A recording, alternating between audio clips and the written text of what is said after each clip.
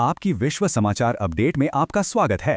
Ukraine के डोब्रोपोलिया क्षेत्र में रूसी सेना की एक अप्रत्याशित हरकत ने यूक्रेनी सेना को आश्चर्यचकित कर दिया।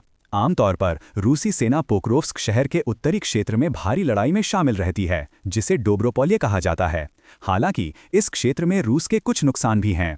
रूस किसी भी बड़े आवासीय क्षेत्र को नियंत्रित नहीं करता, जिससे बड़ी संख्या में सैनिकों, हथियारों या रसद का निर्माण मुश्किल हो जाता है।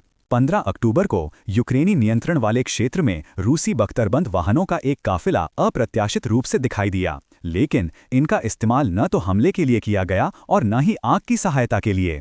इस असामान्य कार्रवाई ने यूक्रेनी सैनिकों को भ्रमित कर दिया। असल में काफिला ओचेरेटेन शहर से आया था, जो अग्रिम पंक्ति से लगभग 30 किलोमीटर दूर है। काफिले ने मालिनिवका के पास पहुंचने पर यूक्रेनी टोही यूएवी द्वारा पता लगाए जाने के बाद तोपखाने और एफपीवी यूएवी हमले को झेला। शाखोव की ओर बढ़ने के बावजूद रूसी सेना ने इस क्षेत्र पर हमला नहीं किया।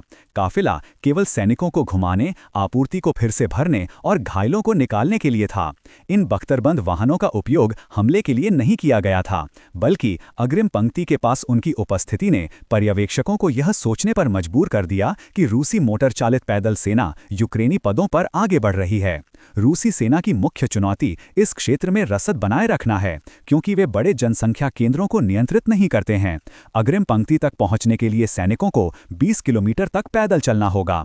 छोटे पैमाने पर आपूर्ति के लिए ड्रोन का उपयोग किया जा सकता है, लेकिन ये अक्सर यूक्रेनी हमलों के अधीन होता है।